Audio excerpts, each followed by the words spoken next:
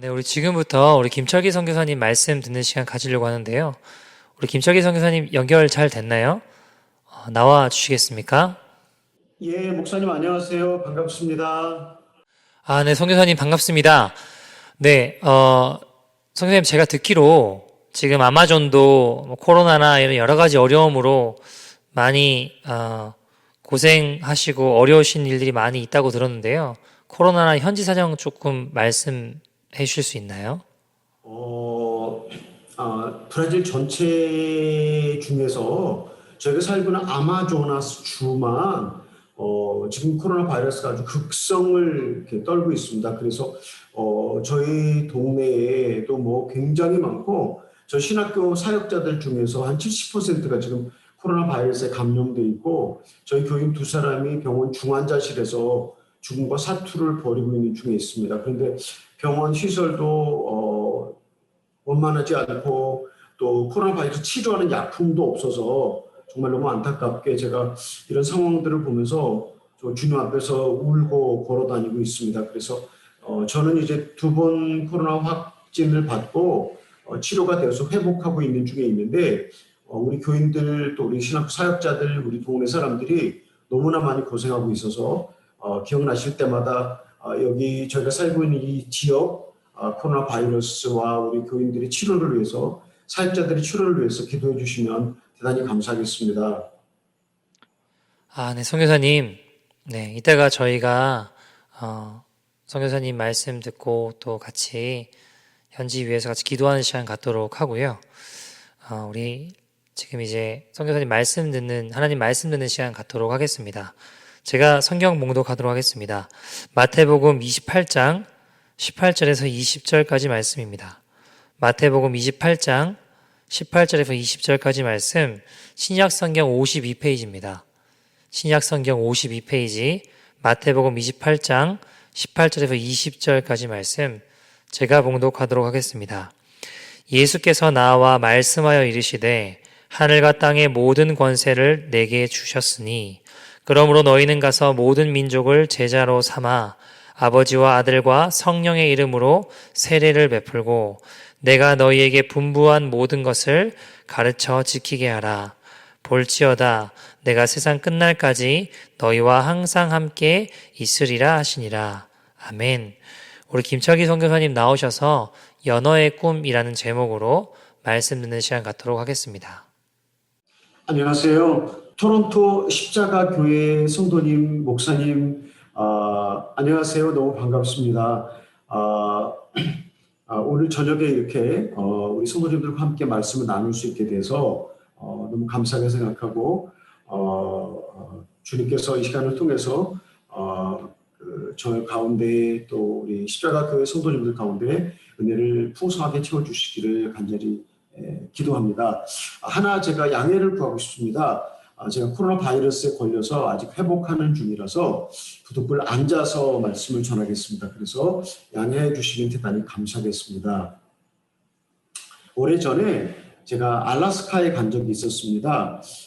물반 고기 반이라고는 말처럼 많은 연어들이 산란을 위하여 떼를 지어 강을 거슬러 올라가는 것을 보았습니다. 그렇게 올라갈 때 그들은 아무것도 먹지 않고 무엇에도 관심을 가지지 않고 오직 자기가 태어난 고향으로 돌아가는 데만 관심을 집중한다고 합니다. 가끔은 그들이 돌아가는데 장애물의 높이가 3m 높이까지라도 뛰어 올라가서 돌아간다고 들었습니다. 누가 그들을 고향으로 그렇게 힘들게 돌아가도록 할까? 그것은 그들의 본성입니다. 연어들은 그들이 태어난 고향으로 돌아가서 약 3,000개 정도의 알을 낳고 암수 모두 죽어간다고 합니다. 생명을 탄생시키기 위해 올라가는 행렬, 죽기 위하여 올라가는 행렬을 보면서 저는 큰 감동을 받았습니다. 우리도 그리스도인으로 장성하면 오직 생명을 잉태하기 위하여 그리고 죽음을 향하여 행진하여야 하지 않겠는가라고 생각을 하였습니다. 연어는 바다에서 한 5년여간을 살면서 그날을 기다렸을 것입니다. 때가 되면 나는 돌아갈 것이다. 내가 태어난 곳으로 가서 산란을 하고 거기서 죽어갈 것이다. 이것이 연어의 꿈이었을 것입니다. 우리 성도님들, 여러분의 꿈은 무엇입니까? 우리는 작년 한 해를 코로나 바이러스로 인하여 혼란과 충격으로 보냈습니다. 우리는 다시 옛날로 돌아가지 못할 것을 잘 알고 있습니다. 교회도 전처럼 함께 모여서 찬양하고 기도하고 말씀을 듣고 그럴 날이 다시 올지 매우 불확실합니다. 우리 교회들은 앞으로 어떻게 변해갈까? 비대면 예배를 드리면서 조사한 바에 하면 30%가 비대면 예배를 선호한다고 표현하였다고 합니다. 이것은 앞으로 예배가 정상화되어도 예배 참석을 원하지 않는다는 뜻입니다. 교회 내부에서 교회가 붕괴되는 한 모습을 보여줍니다. 세상이 모든 종교를 환영합니다. 그러나 기독교는 안 된다고 말합니다. 무엇을 말하고 있습니까? 어떻게 하든지 하나님 없는 세상을 만들려고 발버둥을 치는 것입니다. 기독교만 차별을 받아야 한다고 목소리를 높입니다. 제가 들은 바로는 한국에서 이루어지는 사회사업의 70%가 개신교회와 교인들의 도움으로 이루어진다고 합니다. 그런데 세상은 교회를 아주 악한 범죄 집단으로 취급하려고 하는 것 같은 안타까운 모습입니다. 세상은 기독교를 없애기 위하여 예수를 믿으면 피해를 입고 차별 대우를 받게 할 것 같은 전망입니다. 그럼 교인들은 추풍 낙엽처럼 떨어져 나갈 것입니다. 맥가브란이라는 교회 성장학자가 말했다고 합니다. 교회 80%가 잠자는 성도들이고 10%가 살아있는 교인들이고 10%는 죽은 교인들이다. 저는 현재 교회 안에 살아있는 100% 교회 교인들이 10% 교인들이 피해를 입고 차별을 받음에도 불구하고 이사야 10장 21절 23절에서 말씀하는 남은 자가 되어서 믿음을 지키지 않을까, 하나님의 영광을 드러내지 않을까 생각합니다. 여러분 어떻게 생각하십니까? 우리 성도님들이 이 10%에 들고 싶지 않으십니까? 고난과 역경 중에서도 세상을 거역하며 끝까지 하나님의 약속을 믿고 믿음으로 승리하는 사람만이 이 10% 안에 들어갈 수 있습니다. 그래야 이 땅을 떠나면 주님의 영원한 나라로 거처를 옮기게 됩니다. 이 설교를 듣는 모든 성도님들이 이 10% 안에 꼭 드시기를 주님의 이름으로 축복합니다. 저는 아마존에서 코로나 바이러스를 2번 알아서 지금도 후유증을 앓고 있습니다. 사역에도 큰 어려움이 있습니다. 신학교 학생들은 모두 인디오 마을로 돌려보내고 교회는 비대면 예배를 드리고 병원서는 멈추어 서 있습니다. 각 교회와 개인 후원자들께서 선교비를 제대로 보내지 못하여 선교비 조달에도 어려움이 있습니다. 이런 상황에서 우리 교회들이 나갈 방향에 대해서 기도하며 생각하며 초대교회 생각을 많이 하였습니다. 초대교회는 극심한 가난과 핍박 속에서 가장 순결하고 능력 있는 영광스러운 어머니 교회였습니다. 당시 로마의 지배하에서 살던 초대교회 교인들은 10번에 걸친 대박해를 받았습니다. 박해 때마다 십자가에 매달려서 죽고 불에 태워져 죽고 원형 경기장에서 동물의 밥이 되어 죽고 고문으로 죽어갔습니다. 그래서 박해를 피하여 지하 무덤 카타콤에서 나고 살고 죽고 박해를 피해 흩어지고 수백 년을 그렇게 살아야 하였습니다. AD 100년에는 0.01%였던 기독교인들이 200년을 지나면서 콘스탄틴 황제가 종교의 자유를 선포할 AD 313년 때는 당시 로마 인구 6천만 명 중에서 약 600만 명의 기독교인을 가진 교회로 성장하였습니다. 저는 근래 우리 교회들이 앞으로 회복할 수 있을까? 나름대로 기도하며 성경을 읽으며 연구를 하다가 초대교회의 신앙으로 돌아가는 길만이 우리 교회들이 회복할 수 있다고 결론을 내렸습니다. 그런 중에 초대교회에게 길을 묻다라는 책에서 여러 정보를 얻었습니다. 첫 번째로 초대교회와 제자도에 대해 살펴보겠습니다. 초대교회 시절 로마인들은 교회들을 어떻게 보았을까? 캐시리우스라고 하는 불신자가 기독교인인 옥타비우스에게 말한 내용이 옥타비우스라는 책에 기록되어 있습니다. 그리스도인들은 신뢰할 수 없는 무법자들이다. 그들은 대중의 가장 낮은 쓰레기 같은 계층으로부터 나온 무식한 남정네들이고 아무거나 쉽게 미는 여자들로 구성된 경건치 못한 음모자들의 집단이다. 밤에 진행되는 모임, 근엄한 금식, 야만스러운 식사, 그리고 똘똘 뭉치는 연합 등은 신성한 의식이라기보다는 범죄이다.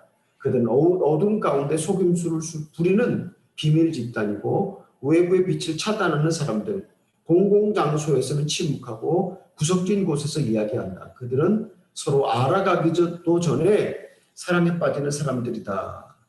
로마인들은 초대교회 교인들을 무법자들이며 가장 쓰레기 같은 천민신문의 음모자들이라고 비난하였습니다. 한 가지 특별한 것은 그들은 스스로 아주 사랑한다고 말합니다.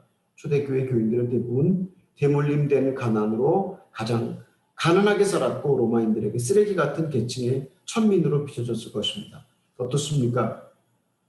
오늘 기독교를 없애려고 몸부림치는 세상이 기독교를 바라는 시각과 좀 비슷하지 않습니까? 그러나 초대교회 교인들은 주님께서 말씀하신 것처럼 제자로 살았다고 이해합니다. 주님께서 제자의 조건을 누가복음 14장 25절 33절에서 이렇게 말씀하셨습니다.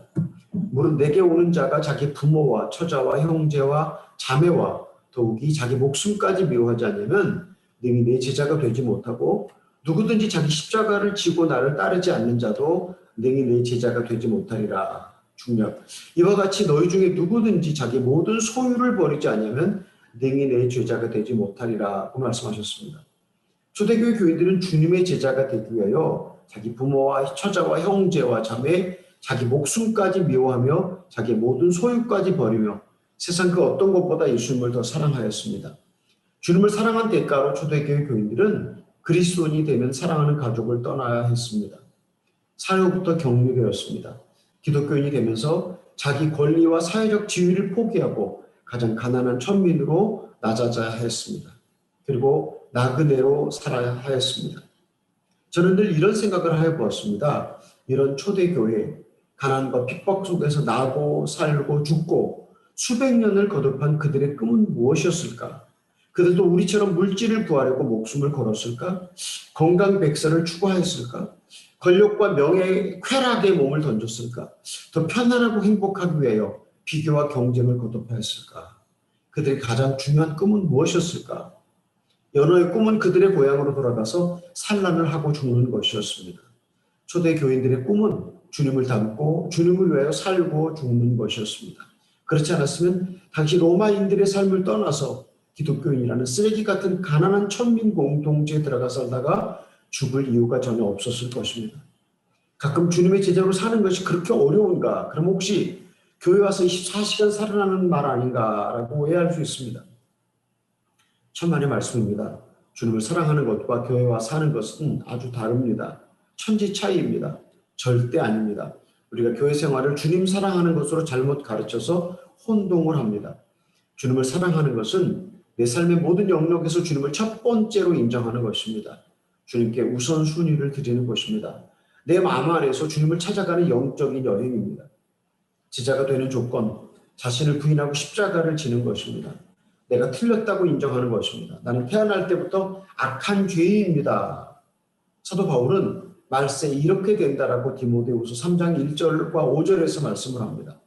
내가 이것을 알라. 말세 고통하는 때가 이르리니 사람들은 자기를 사랑하며 돈을 사랑하며 자긍하며 교만하며 회방하며 부모를 거역하며 감사치 아니하며 거룩하지 아니하며 무정하며 원통함을 풀지 아니하며 참소하며 절제하지 못하며 사나우며 선한 것을 좋아 아니하며 배반하여 팔며 조급하며 자고하며 쾌락 사랑하기를 하나님 사랑하는 것보다 더하며 경건의 모양은 있으나 경건의 능력은 부인하는 자니 이 같은 자들에게서 내가 돌아서라라고 말씀하십니다. 내가 내 인생의 주인이라고 믿으며 나를 섬기는 것, 돈을 사랑하는 것, 교만한 것, 부모를 거역하는 것, 감사가 없는 것, 거룩함이 없는 것, 사랑이 없고 무정한 것, 원한이 사무쳐 있는 것, 무절제한 것, 돈 앞에서 양심을 버리는 것, 절제가 없고 쾌락을 사랑하는 것, 교회는 나가는데 하나님 사랑은 없는 것, 이런 범죄들이 여러분 안에 있습니까?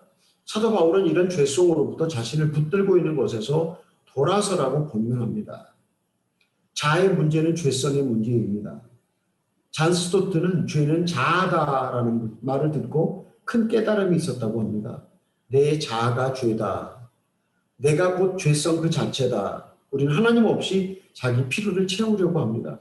자아의 문제를 갖고 있으면 하나님을 수단으로 이용하려고 합니다. 하나님을 섬기는 것도 모두 자신을 위해서입니다. 하나님을 섬기는 것도 우상에게 제물을 바치면 복을 받으려고 하는 것과 마찬가지입니다. 자가 죽지 않으면 하나님도 이용하고 이웃도 이용하려고 합니다. 사도 바울은 고린도전서 15장 31절에서 이렇게 고백합니다. 형제들아 내가 그리스도 예수 우리 주 안에서 가진 바 너에게 대한 나의 자랑을 두고 단언하느니 나는 날마다 죽노라. 저도 성도님들께 권면하고 싶습니다. 성도님들도 세상에 대하여 죄에 대하여 날마다 죽으시기 바랍니다. 저희 선교회 이름이 은혜의 강 아마존 선교회입니다. 왜냐하면 아마존 환경이 저희를 아주 많이 힘들게 했습니다. 뿐만 아니라 저희를 추방시키려는 아주 힘들고 고통스러운 핍박이 아주 많이 있었습니다. 그래서 저희 선교지 아마존은 우리에게 은혜의 땅이었습니다. 내가 세상에 대하여 죄에 대하여 죽도록 우리를 도와준 은혜의 땅입니다. 초대교회 교인들은 자신을 부인하며 십자가를 지는 제자의 삶을 살았습니다. 영원한 것을 얻기 위하여 유한한 것을 가치 없이 버리는 삶을 살았습니다. 본회포가 주님께서 나를 따르라는 말은 나와 함께 죽자라는 초대라고 말하였습니다. 제가 오랫동안 선교사를 부르면서 주님을 위하여 기꺼이 죽어드리고 싶은 사람은 아마존에 선교사로 오십시오라고 불렀습니다. 그러나 아무도 오지 않았습니다. 그러나 오해하지 마십시오. 여러분이 십자가에서 죽을 자리는 선교지만은 아닙니다. 지금 여러분이 거주하고 있는 가정, 회사, 학교, 일터가 바로 여러분이 죽어야 하는 바로 그 자리입니다. 두 번째로 초대교회와 고난에 대해서 알아보기를 원합니다. 초대교회 교인들에게 고난은 그들의 운명이었습니다. 300년 동안 초대교회는 10번에 걸친 대박해가 있었다고 말씀을 드렸습니다. 사이코패스 네로 황제는 로마에 불을 지르고 책임을 그리스도인들에게 뒤집어 씌워서 큰 박해가 있었습니다. 황제들은 자기들을 신으로 섬기라고 강요하면서 기독교인들을 몰살시키려고 하였습니다. 로마인들은 황제가 평화와 번영과 존립을 가져다 준다고 믿었습니다. 그러나 기독교인들은 황제 숭배를 거부하였습니다. 로마인들은 자연적인 재난이 생기면 홍수가 나거나 강이 범람하거나 지진이나 전염병이 생기면 기독교인들을 사자굴에 던져라. 저들을 죽이라고 목소리를 높이고 기독교인들을 증오하였다고 합니다. 데시우스 황제 250년 때 황제가 명령을 내리기를 모든 로마인들은 우상에게 절하고 신전의 책임자에게 확인을 받아서 제출하라고 하였습니다. 이방 신에게 절하지 않은 기독교인들만 색출하여서 박해하려는 의도였습니다. 그때 박해로 인하여 수많은 기독교인들이 참혹하게 죽어가야 하였습니다. 폴리갑이라는 선교자는 화형당하기 전 법칙 집행관으로부터 많은 유혹을 받았습니다. 황제에게 맹세하라. 그리스도를 욕하라. 배신하라. 그럼 너는 풀려날 것이다. 그러나 폴리갑은 말하기를 86년 동안 내가 주님을 섬겼으나 그분은 한 번도 나를 섭섭하게 하지 않으셨다. 그런데 내가 어찌 그분을 욕하겠는가라고 대답하였습니다. 법 집행관의 모든 회유도 소용이 없었습니다. 그는 화형을 당하기 위하여 기둥에 묶여 있었는데 큰 소리로 하나님께 이렇게 기도하였습니다. 전능하신 하나님, 제게 이런 영광을 받을 수 있게 해주셔서 감사합니다. 다른 순교자들과 함께 그리스도의 잔에 참여할 수 있게 해주셔서 감사합니다. 이를 인하여 당신을 찬양하며 영광을 돌리나이다 라고 기도하고 불에 태워져서 죽었습니다. 초대교회 때 가장 심각한 박해는 303년 디오크레티안 황제 때였다고 합니다. 그때 수를 헤아릴 수 없는 순교자들이 나왔다고 합니다. 그런데 박해가 심할수록 그리스도에 대한 충성과 정절과 순교의 열정은 더 커졌습니다. 살이 찢어지고 피비린내 나는 현장을 보며 목회자들, 노예들, 노인들, 천진난만한 아이들이 고문대에 매달려 하나님을 위해 죽기를 소망하였다고 합니다. 초대교인들에게 순교는 모두 그리스도인들의 동경과 열망의 대상이었습니다. 그리스도를 위해 고난받는 것을 최상의 영광으로 알았습니다. 아니, 목숨을 버리는 일인데 그렇게 할 수 있었겠냐고 의문을 품는 분들이 계실 것입니다. 가능합니다. 초대교회 교인들은 당시 집단적으로 성령의 충만함을 입었습니다. 교회는 언제나 박해와 고통 속에서 가장 찬란하게 빛났습니다. 중국에 있는 지하교회 교인들, 이북에 있는 지하교인들의 믿음을 보십시오. 평생 박해와 고난을 품고 살았던 사도 바울의 인생을 보십시오.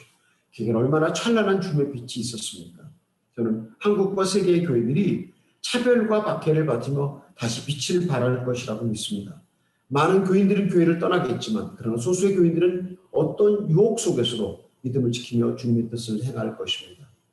초대교회 교인들처럼 그리스도를 위하여 고난받는 것을 최상의 영광을 여기며 순교할 것이라고 믿습니다. 초대교회에 헤아릴 수 없는 순교자들이 있었으나 배교자들도 있었습니다. 순교자들은 배교자들을 보면서 전혀 우월감을 갖지 않았다고 합니다. 오히려 백의자들을 위해 눈물을 흘리며 주님께서 생명을 주실 것을 기도하였다고 합니다. 순교를 둘로 나누어 있는데 피 흘림의 참 순교가 있고 청빈, 순종, 순교를 지키며 사는 순교를 준순교로 인정하였습니다. 매일 우리 앞에 놓인 십자가를 지니 매일의 순교다라고 이해하였습니다. 자기 삶의 자리에서 순간순간 자기를 부인해야 비로소 순교의 기회가 왔을 때 순교가 가능하다고 가르쳤습니다. 아멘 주 예수 오시옵소서라고 주님을 기다리며 순교는 주님을 따르고 믿는 본받음이고 주님과 일치하는 것이며 종말론적인 가치였습니다. 고난은 초대교회의 운명이었습니다. 예수를 믿는다는 것은 고난을 받는 것과 마찬가지였습니다.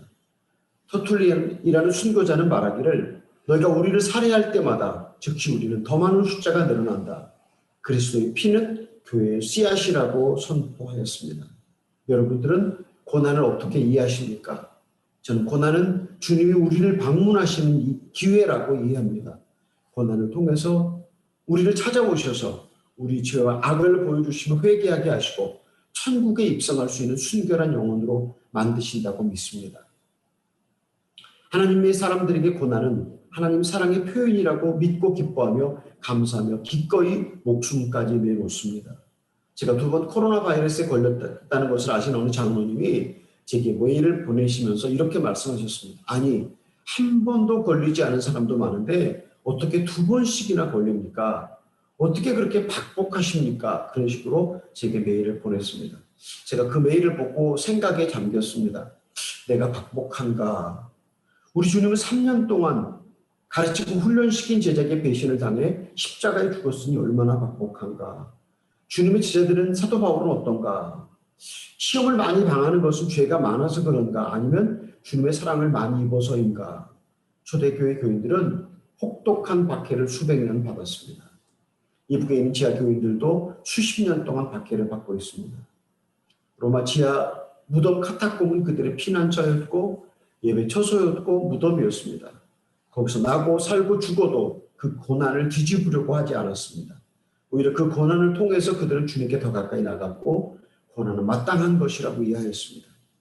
보네포는 그리스도를 따르는 것은 자기 권리를 포기하고 하나님의 시선으로 모든 것을 보는 것이다 라고 말하였습니다. 우리가 권리를 포기할 때 불이익이 따릅니다. 하나님의 시선으로 선택할 때 필수적으로 고난이 따릅니다. 제가 고난이 우리를 얼마나 윤택한 삶을 제공하는지 설교를 많이 합니다. 아마존에서 경험한 많은 고난이 우리를 주님께로 더 가까이 데려가 주었습니다. 그리고 풍성한 삶과 주님과 연합하는 복을 주셨습니다. 우리 성도님들, 고난을 통해서 우리를 찾아오시는 주님을 기쁘게 받아들이시겠습니까? 지금부터 자기 권리를 포기하며 주님의 시선으로 세상을 바라보며 불이익을 기꺼이 받아들이겠습니까? 가난해도 괜찮겠습니까? 멸시와 천대를 받아도 주님을 공개적으로 고백하며 주님을 선택하시겠습니까? 제 설교를 듣는 분들 중에 순교를 소원하는 성도들이 많이 일어나시기를 기도합니다. 죄로 구성된 우리 자아는 꼭 죽어야 하는 존재를 기억하십시오. 주님께서 고난을 통해서 기회를 주실 때마다 자아에 대해 죽으시기 바랍니다. 매일 죽고 또 죽으면 주님께서 주님의 이름을 위하여 순교하는 영광도 허락하여 주실 것입니다. 세 번째로 초대교회와 선교에 대해서 말씀드리기를 원합니다. 장신대 학장을 지낸 서정훈 교수님이 저술하신 교회와 선교라는 책을 읽어보면 이런 내용이 나옵니다. 초대교회 교인들은 늘 죽음을 눈앞에 두고 살아서 하나님께서 내게 하루를 더 주시면 주님의 복음을 전하라고 하루를 더 허락하시는 것이라고 이해하였다고 합니다. 그래서 노예는 노예에게, 상인은 상인에게, 그리고 손님들에게 복음을 전하였다고 합니다. 초대교회의 순교자 중에 한 사람 세실리아라고 하는 귀족 출신의 처녀는 종이었던 유모에 의해서 복음을 들었다고 합니다. 어떻게 그들은 복음을 전했을까? 노예가 쉽게 주인에게 말로 복음을 전할 수 있었겠습니까? 초대교인들은 삶으로 말로 복음을 전했습니다. 당시 가난한 천민들 같은 그리스도인들은 선한 행실로 희생으로 복음을 실제로 보여주었습니다. 초대교회 교인들이 자기들을 설명하는 글을 하나 소개합니다. 우리가 살고 있는 도시에서 그 도시 살고 있는 사람들과 동일하게 살아간다. 그런데 우리는 아이들을 버리지 않고 자신의 집을 나눠서 쓰지만 침대를 더럽히지는 않는다. 우리는 모든 사람들을 사랑하지만 모든 사람들에게 핍박을 받고 우리는 가난하지만 모든 사람을 부욕해야 한다. 육체의 영혼이 있는 것처럼 우리는 세상에 있다. 초대교회 교인들은 로마인들과 동일한 삶을 살았습니다. 같은 옷, 음식, 문화 동일하게 살았습니다. 그런데 로마인들은 아내가 여자아이를 낳으면 아버지가 키울지 말지를 결정했다고 합니다. 그래서 아버지가 원하지 않으면 여자아이를 갖다가 버렸다고 합니다. 로마인들은 문란한 성생활을 하고 있었습니다. 로마 사람들은 사람이 죽으면 장식을 아주 장엄하게 치르는데 가난한 사람들은 장례를 치를 형편이 안 돼서 시체를 몰래 갖다 버렸다고 합니다. 초대교회 교인들은 버려진 여자아이들을 가져다가 키웠다고 합니다. 버려진 시체를 가져다가 장엄하게 장례를 치러줬다고 합니다. 교인들은 집을 나눠 쓰지만 가늠한 일이 없었다고 합니다. 초대교인들이 말했던 것처럼 그들은 모든 사람들을 사랑하였으나 핍박을 받았습니다. 그들은 가난하지만 과부를 돌보며 세상을 부유하게 하였습니다. 제가 설교 시작 때에 로마인 불신자들이 보았던 기독교인들에 대한 항목 끝에 그들은 서로 알기도 전에 서로 사랑하는 사람들이다라고 했습니다. 초대교인들은 서로 연합하고 사랑하였다고 합니다. 포로 페뚜아라고 하는 귀족 여인과 펠리시아라고 하는 천민 출신이 원형 경기장에서 다른 그리스도인들과 함께 동물의 밥이 되는 사형장에서 있었던 일이라고 합니다. 원형 경기장에서 기독교인들이 경기장 중앙으로 밀려 나왔습니다. 군중들은 사자를 풀어라고 고함쳤습니다. 경기장 중앙의 기독교인들은 하늘을 향해 감사 기도를 하고 서로 이별의 거룩한 입맞춤을 하였습니다. 성경의 거룩한 입맞춤으로 인사라는 것을 따라서 언제나 하였던 것처럼 죽기 전에 경기장 중앙에서 거룩한 입맞춤을 한 것이었습니다. 페르페투아는 사자들이 그를 해쳤으나 목숨이 끊어지지 않아서 검투사의 칼을 손으로 잡아 자기 목에 갖다 대며 죽여달라고 했다고 합니다. 그 광경을 지켜본 사람들은 모두 놀랐습니다.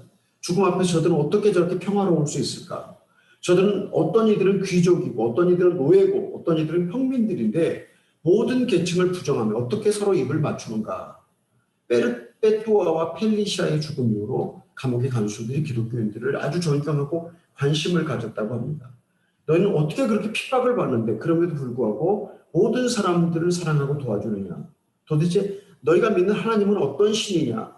로마의 불신자들은 기독교인들에게 대단한 능력이 있다고 믿었다고 합니다. 이런 불신자들의 호기심이 늘고 교회로 들어오고 싶어하는 사람들이 많았다고 합니다. 초대교회는 세례를 받고 교인이 되려면 무려 3년에서 3년 반이 걸렸다고 합니다. 믿음을 고백하거나 성경 공부를 어느 정도 하면 세례를 받는 것이 아니라 세례 지원자의 삶이 그리스도인의 삶으로 바뀌면 비로소 세례를 받았다고 합니다. 그렇게 교인이 되는 오랜 과정이 있었음에도 불구하고 무수한 사람들이 교회로 들어왔습니다. 서기 313년 콘스탄틴 황제가 종교의 자유를 선포하기 전까지 교회는 선교다라고 믿었다고 합니다. 교회는 선교하기 위해서 존재한다. 맞습니까? 그러나 콘스탄틴 황제가 313년 종교의 자유를 선포하고 난 후에는 교회는 선교를 사명으로 갖는다라고 바꾸었다고 합니다. 전에는 모든 그리스도인들이 선교사라고 자각하였습니다. 하루를 더 살도록 내게 주심은 복음을 전하기 위해 하루를 선물 받았다고 믿었습니다. 그런데 종교의 자유가 선포되고 난 후 특별한 사람들만 선교한다라고 이해를 바꿨다고 합니다. 이것이 교회는 선교를 사명으로 갖게 되었다고 하는 이해입니다. 초대교회는 우리처럼 예배당이 없었습니다. 초대교회들은 모두 가정에 있었습니다. 초대교회는 전대할 수 없는 상황에서 로마인들이 초대교회에 들어가고 싶은 조건들을 갖고 있었습니다. 출신 성분이 다르고 가난한 이와 부자들을 차별하지 않고 서로 돕고 사랑하는 깊은 사랑, 이것이 불신자들을 자극시켜서 그들에게 선행을 보여주면서 로마인들에게 교회로 들어오고 싶은 마음을 갖게 해주었습니다. 저는 과거에 서울 휴스턴 침례교회의 가정교회 세미나에 간 적이 있었고 또 목장 모임에 가서 며칠을 지나면서 가정교회가 이루어지는 것을 보았습니다. 교회에 간다는 부담감 없이 목장에 한 5명, 6가정이 모여서 맛있는 저녁 식사를 합니다. 그리고 찬송가를 몇 장 부르고 짧은 설교를 듣습니다. 그리고 자기들의 가정이나 직장에서 가진 여러 문제들을 나누고 간절히 중보 기도해 주는 것을 보았습니다. 그런데 이 목장 모임에서 전도를 받아 주님을 믿고 교회에 등록하는 사람들이 아주 많은 것을 확인할 수 있었습니다. 목장의 구성원들은 누군가 새로운 목장에 방문하면 큰 관심과 사랑으로 돕고 격려하며 섬기는 것을 보았습니다. 그래서 기존의 목장이 커지면 분가를 하여 새로운 목장이 만들어지는 것을 보았습니다. 목장의 책임자를 목자라고 부르는데 어느 목자는 이런 간증을 하였습니다. 생활비가 모두 떨어져서 모임에 저녁 준비를 할 수 없었습니다. 돈이 없어서 크레딧 카드로 시장을 봤을 정도를 준비하였습니다. 그러나 신실한 주님은 우리에게 생활비를 공급해 주셨습니다라고 간증하였습니다. 또한 목자는 이런 간증을 하였습니다. 새로운 목장에 오신 분이 주님의 은혜로 주님을 영접하고 세례를 받으면 목자가 그 도시의 고급 식당으로 모시고 와서 식사를 대접하는데, 그런데 이 목자가 돈이 너무 없어서 같이 식사를 하지 못하게 되었다고 합니다. 그래서 식사를 대접받는 분에게 말하기를, 내가 특별한 일 때문에 지금 금식을 하는 중이라 음식을 못 먹으니까 혼자서 맛있게 드시라고 식사를 대접하게 했다는 간증을 들었습니다. 제가 이 서울 휴스턴 침례교회 교인들의 잃어버린 영혼에 대한 이런 전도 열정을 보면서 큰 감동을 받았습니다. 이 교회 교인들은 앞으로 교회가 어떤 문제나 고난에 부딪혀도 전도하는 감격과 기쁨을 잊지 않고 주님 오실 때까지 계속 전도할 것이라는 생각을 하였습니다. 초대교회 모임도 이렇게 가정에서 비슷하게 이루어졌다는 문헌을 보았습니다. 저는 휴스턴 서울 침례교회 가정교회가 앞으로 와야 될지 모르는 우리 교회 공동체가 대안으로 가져야 하는 가정교회라고 생각이 들었습니다. 주님은 칭찬하시기 전 마태복음 28장 18절로 20절에서 대위임 명령을 말씀하셨습니다. 그럼 너희는 가서 모든 족속을 제자로 삼아 아버지와 아들과 성령의 이름으로 세례를 주고 내가 너에게 분부한 모든 것을 가르쳐 지키게 하라. 볼지어다 내가 세상 끝날까지 너희와 항상 함께 있으리라 하시니라. 앞에서 말씀드렸던 대로 313년 콘스탄틴 황제가 종교의 자유를 선포하기 전까지 초대교회는 교회는 선교다라고 이해하였습니다. 기독교인 모두가 선교사라고 생각하고 복음을 전하였습니다. 종교의 자유가 선포되고 박해가 없어지고 교회가 힘과 부와 명예를 갖게 될 때 교회는 선교를 본질이 아닌 선택으로 여겼습니다. 교회는 선교를 사명으로 갖는다. 곧 특정한 사람들만 선교할 책임이 있다고 바꾸었습니다. 우리가 본 마태복음 28장 19절 20절에서 예수님께서 말씀하시기를 주님을 믿는 모든 그리스도인들이 가서 복음을 증거해야 된다고 말씀하셨습니다. 너희는 가서 모든 족속으로 제자 삼아라. 무슨 뜻입니까? 특별한 누가 복음을 전하는 것이 아니라 예수님을 구주로 믿는 모든 사람은 가서 복음을 전해야 한다는 대위임 명령이었습니다. 초대 교회가 가졌던 선교에 대한 생각, 교회는 선교를 위해서 존재한다는 인식으로 이제 돌아가야 한다고 믿습니다. 내가 선교사다. 내 가정, 내 직장, 내 삶의 장소가 복음을 삶으로 증거해야 되는 선교지다라는 인식으로 우리 모든 교인들에게 이 생각이 들어가기를 바랍니다. 저는 미전도 부족들이 많이 거주하는 아마존 정글에서 일하고 있습니다. 주님께서 말씀하시기를 이 천국 복음이 모든 민족에게 전해지리니 그제야 끝이 오리라고 마태복음 24장 14절에서 말씀하셨습니다. 우리는 주님께 속히 오시기를 소원합니다. 아마존 깊은 정글에서 소수 부족으로 태어났다는 이유로 가난과 질병에 노출되고 주님의 이름으로 한 번도 복음을 듣지 못하고 죽어야 하는 인디오 부족들을 바라보시는 주님의 마음은 얼마나 아프실까. 이 마음을 기억하여 주십시오. 그리고 정글 깊은 곳에 살고 있는 소수 부족들에게도 복음이 속히 전해지도록 기도해 주시고 선교사를 보내주시고 협력하여 주시기를 부탁드립니다. 우리도 복음을 말로 전하면 처벌받는 날이 올지도 모르겠습니다. 그러나 복음을 삶으로 실천하며 살아갈 때 세상에 없는 주님의 사랑을 보여주는 일은 언제나 가능하다고 믿습니다. 불신자들이 우리가 가진 평안과 사랑과 영광과 능력을 보면 그들이 주님께 돌아올 것이라고 믿습니다. 기독교인이라는 이유 때문에 차별을 받고 피해를 입으면 많은 교인들이 교회를 떠날 것입니다. 교회는 작아지고 가난해지고 목회자들은 이중적으로 생활해야 할 것입니다. 선교사들은 모두 자립선교를 하여야 할 것입니다. 그러나 교회에 남은 사람들은 일당백을 할 것입니다. 하나님의 영광은 드러나고 복음은 순수해지고 세상의 빛으로 소금으로 역할을 담당할 것입니다. 제가 설교를 마치려고 합니다.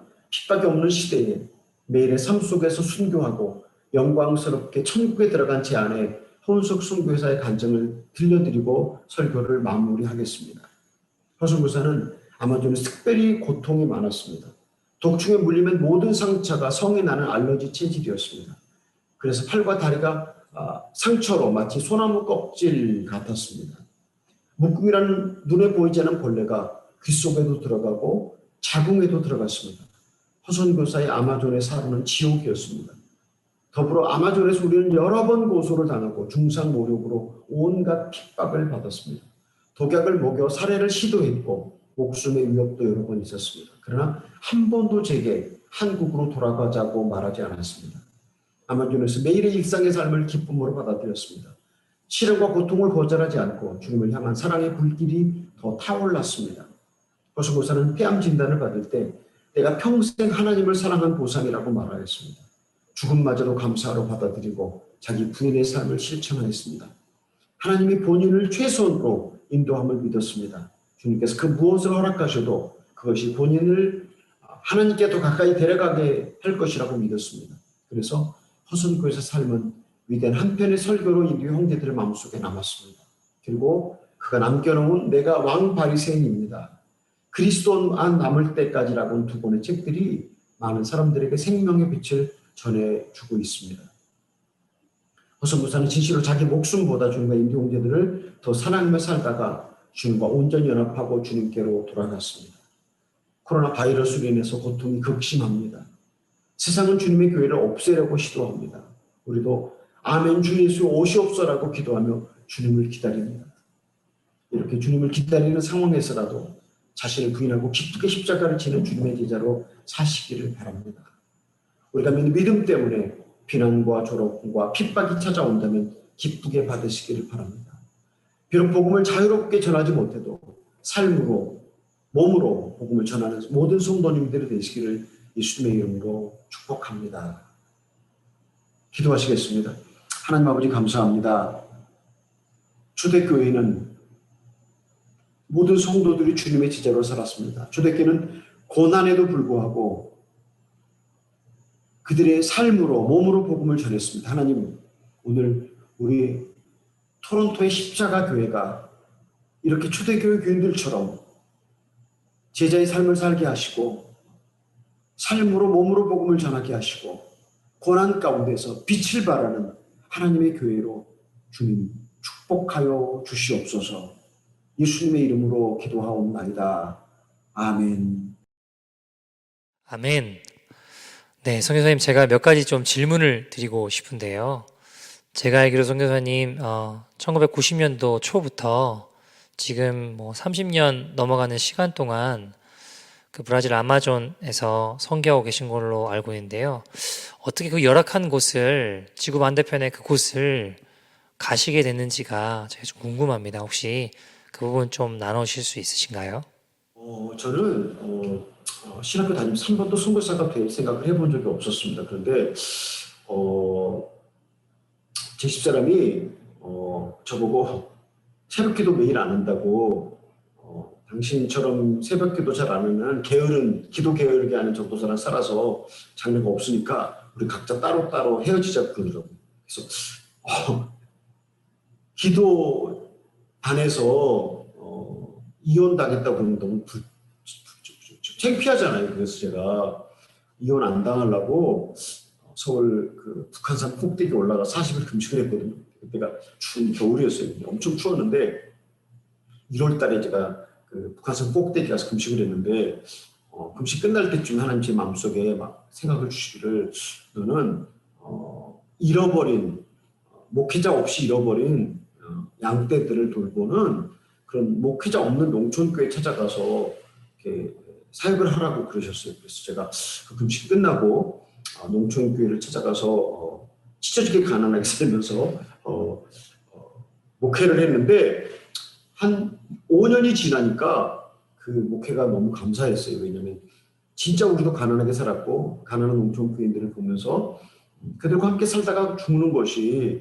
너무 좋겠다. 그래서 내가 여기서 이들과 함께 살다가 양지바른 산언덕에 묻히면 좋겠다고 생각을 했는데 하나님께서 저를 아마존의 선교사로 부르셨는데 제가 아마존의 선교사라고 가면 어떻겠냐고 제가 그 얘기를 들을 때 제 마음속에 야, 어려운 친구에게 만만한 부탁을 한다는데 어떻게 하나님이 나한테 이런 부탁을 하실까 조금 감사한 마음이 생기더라고요.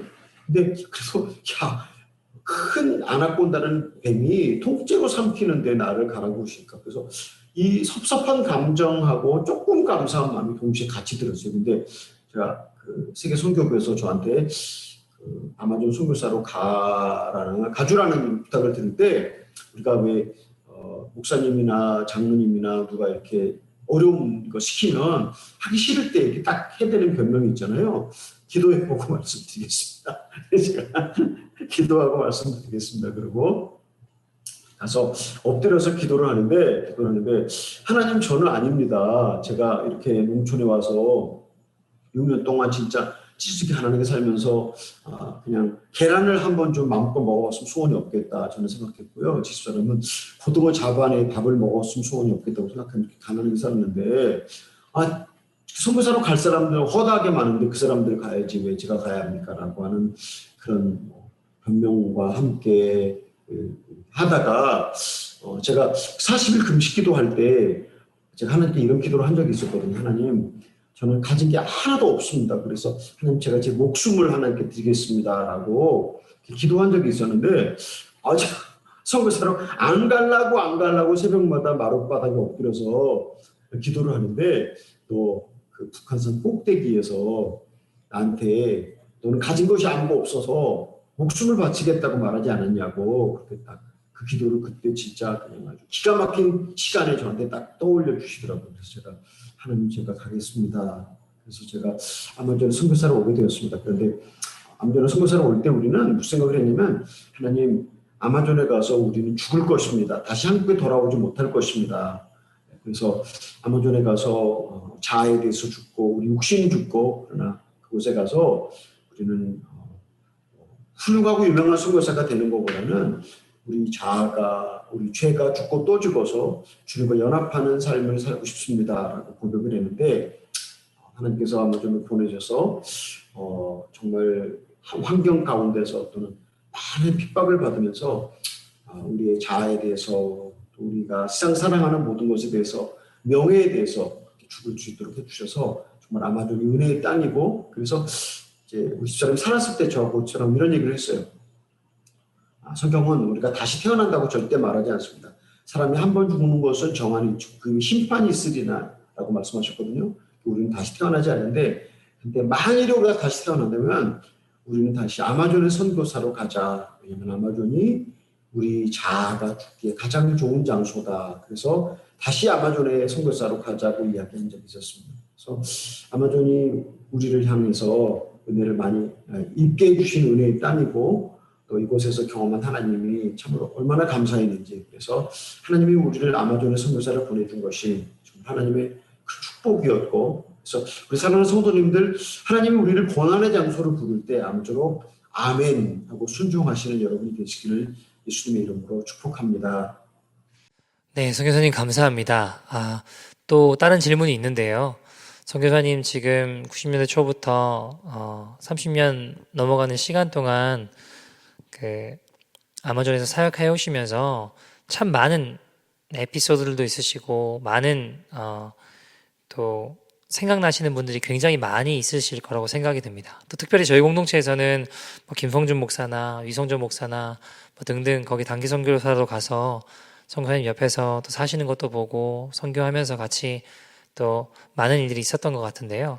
선교사님 수십 년 사역을 해오시면서 혹시라도 너무 많으시겠지만 그 중에 또 가장 생각나는 인디오 형제라든가 어떤 성도가 있으신지 또 어떤 일이 있으신지 가장 기억나는 어떤 성도나 인디오 형제나 있으시면 좀 나눠주시면 감사하겠습니다. 너무 많은데요. 너무 많은데 그러니까는 저희가 우리 형제들에게 복음을 전한다는 건 사실은 어떤 지역은 문서로도 복음을 전할 수 있고 어떤 지역은 방송으로도 복음을 전할 수 있는데 저희는 찾아가서 복음을 전하지 않으면 여기 뭐 방송도 문서도 이렇게 복음을 전할 수 없는 장소잖아요. 그러니까 찾아가서 우리가 복음을 전해야 하는데, 근데 그 찾아간다고 하는 것이 우리 형제들이 그냥 뭐 가깝게 이렇게 뭐 사는 게 아니라 아주 멀리 멀리 떨어져 살아요. 어떤 데는 저희가 여기서 1,000km를 카누를 타고 모터보트를 타고 찾아가서 복음을 전해야 되거든요. 근데 그렇게 찾아가서 복음을 전한다고 하는 게 정말 뭐 보통 쉬운 일이 아니죠. 그냥 그 보트를 하루에 한 14시간씩 3일 정도 타고 올라가서 그 다음에 폭포 위로 보트를 가지고 올라가야 되거든요. 짐을 다 내리고 사람이 내리고 폭포 위로 보트를 끌어올리고 이제 폭포 위에 보트가 올라가면 다시 짐을 싣고 거기서 이제 사람이 다시 타고 다른 폭포를 만날 때까지 또 그런 여행을 하면서 찾아가서 이제 이렇게 복음을 전해야 되는 정말 그 무시무시한 그런 여행들을 저희가 되게 많이 했는데, 근데 제가 찾아가서 그렇게 복음을 전할 때 그 사람들이 어떻게 복음을 받아들이느냐, 저희가 이제 말로 복음을 전하잖아요. 그런데 사람들은 우리가 말로 전하는 복음을 듣고 예수를 믿는 것이 아니라 사실은 그 먼 곳에 있는 그들에게 우리가 찾아가면서 고생하고 독충에 물려서 다리와 팔이 다 진물과 고름으로 그냥 엉망진창이 되어 있는 모습을 보면서 우리가 자기들을 위해서 고생하고 수고한 것을 보면서 예수님을 영접하고 그리고 주님을 믿는 그런 모습을 보면서 주님이 왜 이 땅에 오셔서 우리와 함께 삶을 살아야 하셨을까, 그런 것을 제가 생각할 수 있었거든요. 그래서 참으로 저희가 사역했던 이 30년이 지난 이 삶 속에서 저희가 그렇게 찾아가서 복음을 전했을 때 그분들이 그들의 마음을 열어서 우리가 그들과 똑같이 그들이 주는 뭐 음식들 있잖아요. 그들이 주는 음식, 생선을 훈제해서 껍질 시꺼먼 경을 없애고 난 다음에 그걸 이제 물에다가 집어넣고 그다음에 거기다가 개미를 많이 잡아 집어넣고 그리고 매운 고추를 집어넣고 이제 국을 끓이거나 아니면은 뭐 악어나 원숭이 머리도 나오고 원숭이 손도 나오는데 그런 것들을 우리가 기쁨으로 잘 먹어야 되잖아요. 왜냐면 그 사람들이 다 우리를 쳐다보고 있으니까 자기들 음식을 먹는지 안 먹는지 다 쳐다보고 있을 거 아니겠어요. 그래서 그런 것들을 정말 기쁨으로 잘 먹고 또 그들이 살고 있는 그 야자나무 잎사귀로 지어놓은 집, 흙바닥 그리고 흙벽에 있는 거기다가 이제 이렇게 해먹을 걸고 잠을 자는데 거기서 잠자면 뭐 쥐도 다니고 뭐 바퀴벌레도 다니고 박쥐도 살고 뭐 온갖 것들이 그 집안에 다 같이 살죠. 또 우리가 이제 강물에 가서 목욕하고 세수하고 화장실을 또 정글에 가서 해결하잖아요. 정글 1번, 2번 다 정글 해결하는데 참 감사한 건 여자가 들어가는 화장실이 있고 남자가 들어가는 화장실이 있어요. 정글에 들어가는 길이 다르다는 거예요. 그래서 서로 같이 만날 일은 없는데 가서 1번, 2번을 해결하면 정글 속에는 수많은 벌레들이 2번을 금방 이렇게 해체를 시키더라고요. 그래갖고 그 정글이 아주 깨끗한 이컬러직한 그런 화장실이 있는데 우리가 한번 제가 가서 이렇게 그런 데 가서 복음을 전하는데 환자가 한 사람이 있었어요. 근데 그 아마존 정글에 어떤 벌레가 물면 그 벌레가 살을 다 파먹고 뼈가 하얗게 보이는 거예요. 그러니까 그 벌레가 계속해서 알을 까고 살면서 이제 살을 파먹어갖고 다리에 하얀 뼈가 보이는, 그러니까 정말 그 상처가 한 20cm, 20cm 되는 그런 상처가 있고 뼈가 하얗게 보이는 그런 상처가 있는 그런 여자였는데 제가 그 여자를 보면서 이제 복음을 전하고 이제 그 여자가 이제 복음을 받아들이는데 제가 우리가 빨리 당신을 병원으로 데리고 가서 치료를 받게 해주겠다고 얘기를 했어요. 근데 그 여자가 자기 병원에 안 가고 싶단 말인 거예요. 근데 이제 그렇게 1,000km나 떨어진 그 먼 곳에서 우리 병원이 있는 데까지 가면 이게 뭐 시간이 많이 걸리지만 또 뿐만 아니라 우리 형제들이 그냥 거의 죽을 때쯤 해갖고 병원에서 많이 죽어요. 그러니까 병원에 가서 많이 죽는다는 얘기를 듣고 이 여자가 병원에 안 가겠다고 그러더라고요. 그래서 제가 간절히 기도하고 그리고 그 제 주머니 속에 한 10불짜리 돈이 하나 있었는데 그 10불짜리 돈을 이렇게 탁 주면서 이거 내가 줄 테니까 병원에 가라고 그랬더니 그 10불짜리 돈을 받고 병원에 가겠다고 그래서 그 다리에 뼈가 보이는 하얗게 뼈가 보이는 그 아줌마를 병원으로 옮겨준 적이 있었습니다. 근데 정말 저희 사역이 쉽게 복음을 전할 수 있는 그런 사역지가 아니라 그런 어떤 고통을 지불하면서 수고하면서 독중에 물리면서 복음을 전할 수 있었기 때문에 제가 설교한 내용처럼 참 우리가 고난을 받을 때 우리는 더 순결해지고 아름다워지고 주님의 영광으로 빛나는 것 같습니다. 그래서 사실은 하나님이 아마존에서 저에게 축복하신 것은 무엇인가? 사실은 사역지가 힘들었기 때문에 어쩌면 저희들의 심령 속에 저희가 주님의 은혜로 더 사랑하고 또 주님의 은혜로 충만할 수 있었다라고 하는 것은 교회가 핍박과 고난 속에서 더 정결해지고 순결해질 수 있다라고 생각하면서 저는 우리 교회가 더 앞으로 주님의 빛을 발하는 교회들이 될 것이라고 믿습니다. 아멘. 성도님 너무 감사합니다. 마지막으로 저희가 드리고 싶은 질문이 있는데요. 그 질문은 다른 게 아니라 선교사님 기도 제목을 좀 나눠주시면 좋겠습니다. 제가 이 시간 같이 하나님 앞에 그 기도 제목들을 가지고 기도하며 믿음으로 돌파하는 시간 가지려고 합니다. 선교사님 기도 제목 좀 나눠주시면 제가 지금 시간 같이 기도하는 시간 갖도록 하겠습니다.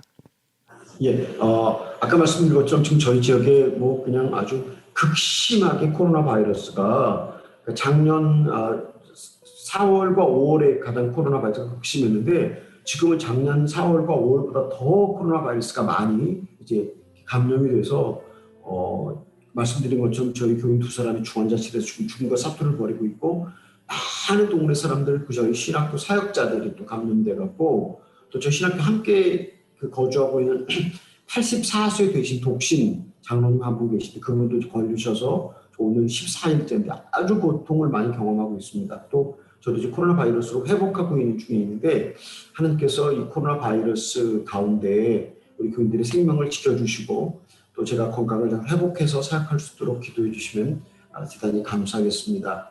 그리고 작년 12월 초에 저희가 브라질 정부 공무원으로부터 저희 신학교와 또 저희 병원선이 브라질 정부가 추진하고 있는 사회적 프로젝트를 같이 했으면 좋겠다고 하는 제안을 받았습니다. 그래서 저희가 브라질 정부와 함께하는 사회적 프로젝트를 위해서 기도하고 준비하고 있는데 이 사회적 프로젝트를 통해서 하나님의 나라가 확장되고 주님의 복음이 또 전해질 수 있도록 기도해 주시기를 부탁을 드립니다. 세 번째로는 제가 지금 이제 많은 교회들이 비대면 예배를 많이 드리고 있어서 제가 온라인 설교를 많이 하고 있는데 하나님께서 제가 계속해서 온라인 설교를 할 수 있도록 문을 열어주시고 기회를 제공해 주시고 그래서 십자가의 복음을 편만하게 전할 수 있도록 이렇게 도와주셨으면 대단히 감사하겠습니다. 그래서 이런 기도 제목들을 위해서 기도해 주시기를 부탁을 드립니다.